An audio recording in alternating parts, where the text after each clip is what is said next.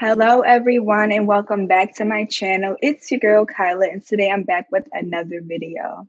You guys, I am so excited. We are literally 10 followers away from when I'm making this video from 1,000 followers, y'all. We are 10 subscribers away from 1,000 subscribers. I literally cannot believe just how quickly this channel has come in only like a year and a half. I am so grateful for all of your support. I have some amazing things coming out for the Made Whole community, you guys, that I cannot wait to release. But today we're going to talk about how to handle disappointment, because I've just been going through just a lot of disappointing situations. And I know that whatever I go through, God always gives me like a blueprint or a strategy to share with others, because sometimes we don't have the answers and other people's life experiences can help us. And so I want to share with you guys something that recently happened to me that brought up a lot of things that needed to be healed within me. But if you're new to my channel, make sure you hit subscribe, but hit the subscribe button below so you don't miss when I post a new video. If you're returning, thank you so much for all of your support. Again, I'm super grateful. And let's go ahead and jump into what we're going to be talking about today. I do want to apologize for any noise in the background. We're going to get to this video. I got a family. They're doing a lot. Okay, so let's talk about it. So I had been working on something that the Lord had instructed me to build concerning this community. And I'll just give you a little bit of context. And he gave me very, very clear instructions. He told me exactly what it was going to look like, when to start working on it, when to launch it. And so I was really excited, because whenever I get something to do from the Lord, I'm always really excited about it. And so I finish it. I send it out for to go through the process of getting completed and published and everything. And it wound up getting rejected, you guys. And I was kind of like, it kind of hurt me, because I was so confused. I was like, God, you told me to build this thing. You told me to put this thing out. And then I do that. And then, it gets rejected. So I'm like, okay, maybe it's just like a coincidence. I'm a little disappointed, but then I try again. So I put it through the process again, and it comes back and it's rejected. And so now I'm feeling some type of way. I'm like, God, like I'm doing exactly what you told me to do. And it's not happening the way you said it would. Like, it's not happening. Like, it didn't go through, and it doesn't make any sense, because I know for a fact that this is something that you told me to do. And so, I was really upset about it. I was disappointed. I was discouraged. The rejection hit me personally. It hit me on a level that I wasn't expecting it to. Even though it was something that I was building, it was something that I was, confident in. And I was assured, like I had finally built up the faith to step out, and then for it to kind of be kind of the door to be slammed in my face, it really hurt. And so I usually, you guys know, I try to play things off, or I try to be stronger than I really have to. But in this instance, it was really cutting me in a deep place, where I realized that I don't really handle rejection too well. It was something that really kind of set and hurt my heart, because I didn't understand like why I felt like he was trying to make me look dumb. Like, you told me to push this thing out, and then it gets rejected twice. And so I was upset with him. And because I was upset, my heart started to get hard. I started, bitterness started to set in, disappointment started to set in, and it wound up like kind of shifting the way that I view God. And so as I just began to finally get in his presence and just cry it out, all of these real emotions started coming up, where I was just like, I was angry. I was angry because I felt like he was like making me waste my time. He was not performing on his word. And I was really upset, you guys. And so he took me to Exodus. And I've read this story before about how Moses was leading the Israelites out of Egypt. And so one of the things that God told Moses to do was to go to Pharaoh and to demand him to let his people go.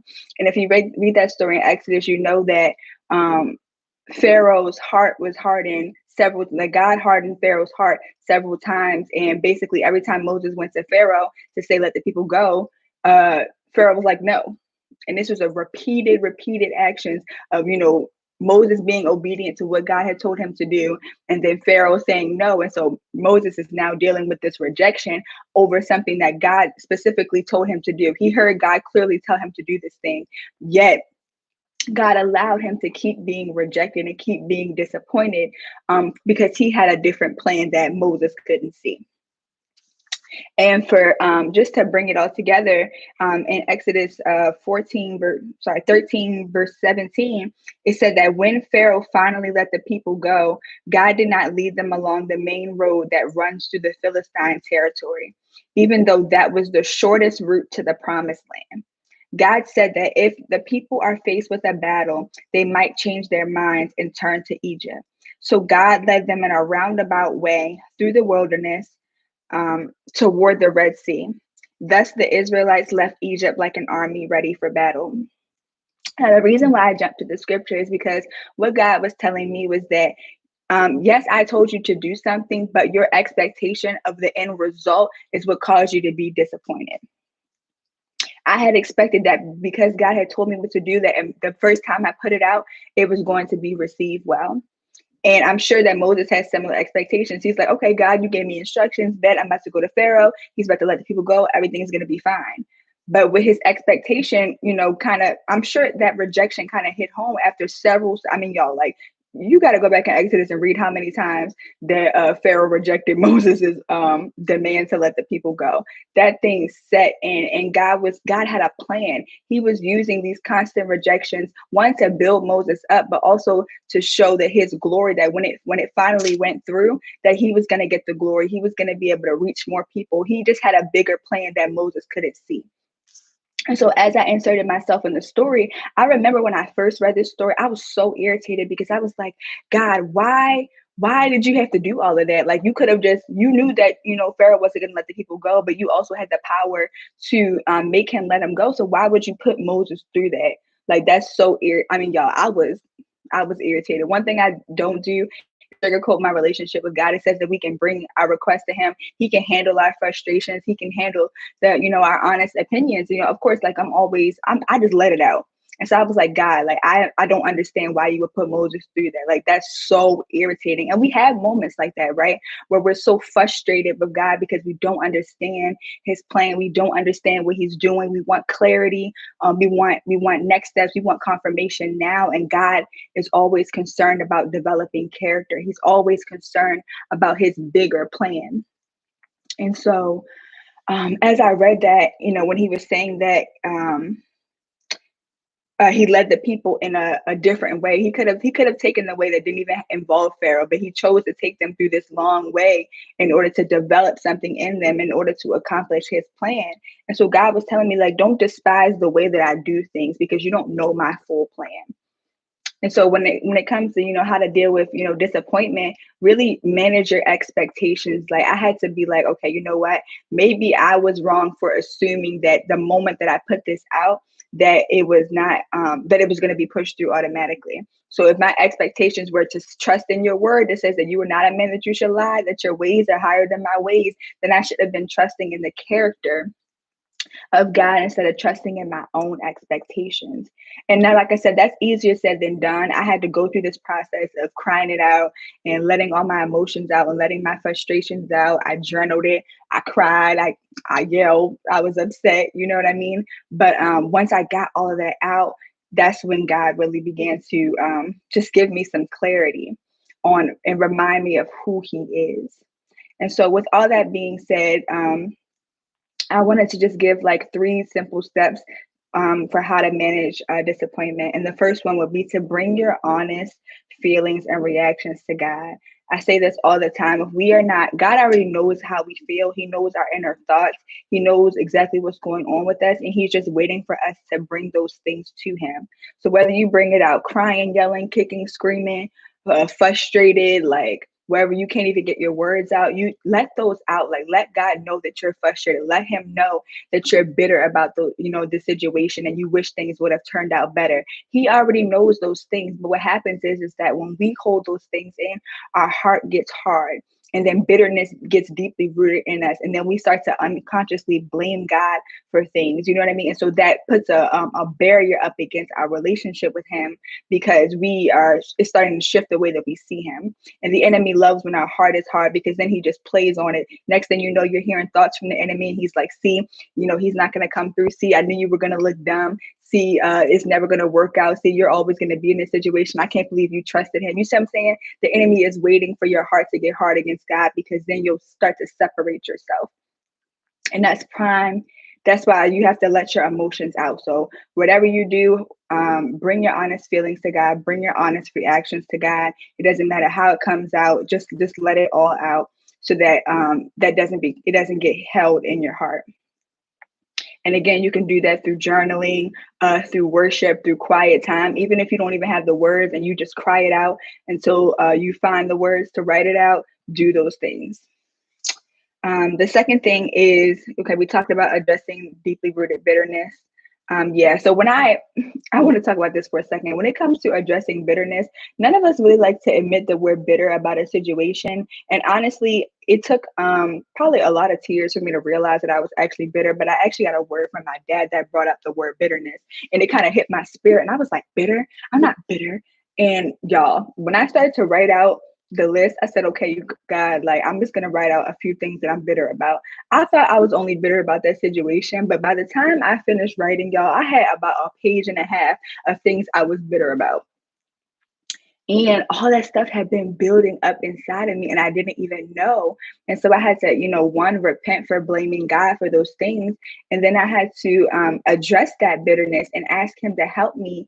I had to ask Him to help me to soften my heart and to change my perspective on the situation, so that I would not be carrying that around, like bitterness and unforgiveness and all of those things. Those are blockages to prayer. Like, you want your prayers to be going forward, but when you're holding in bitterness and unforgiveness, those things block prayers. I talked about the book Fervent by Priscilla Shirer, that talks about all the different ways that the enemy tries to attack you.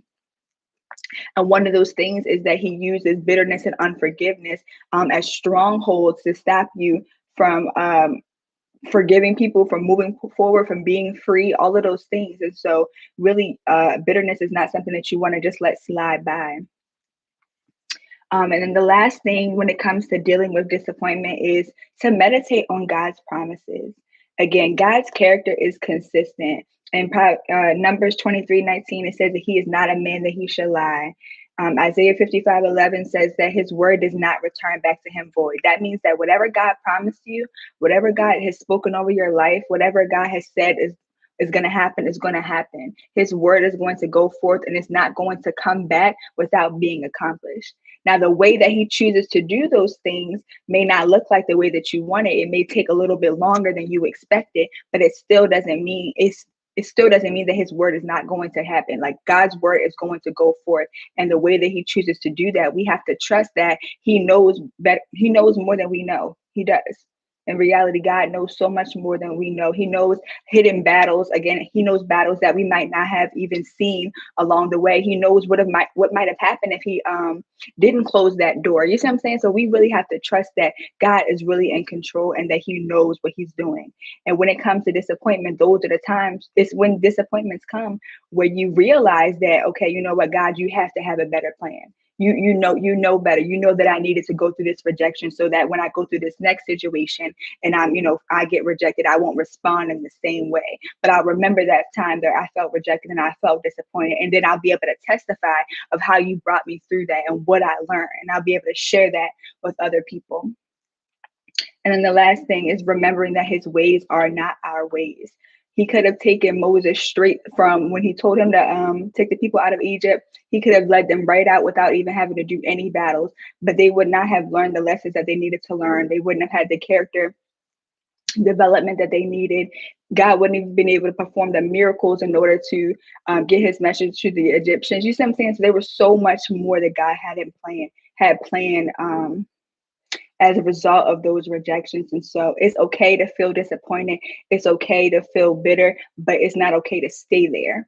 At some point, you have to bring those things to God, cast all of your cares, and put your trust back in Him. Just allow God to just be God in your life. And so I hope this was helpful, you guys. Concerning my situation about the thing not going through, I did, after I cried it out, toughed it out, I went ahead and stepped one more time with the process. And, we're just going to keep moving forward until God's word is fulfilled, because there's a lesson that I needed to learn in this process. And I'm grateful that He brought it up now. And so, again, putting my faith in God, who does not disappoint, who does not, lie, and who is faithful. God is faithful. And yeah, so I hope that was helpful for you guys. If you have any questions or situations that you're dealing with disappointment, leave them down in the comments below. If these tips were helpful for you, let me know in the comments. And again, make sure you guys subscribe. We're almost at 1,000 subscribers, and I'm so excited. I have amazing, amazing things that I cannot wait to release. So make sure you turn your notifications on so that you don't miss our big announcement that's coming. Okay, love you guys very much, and I'll see you on the next video.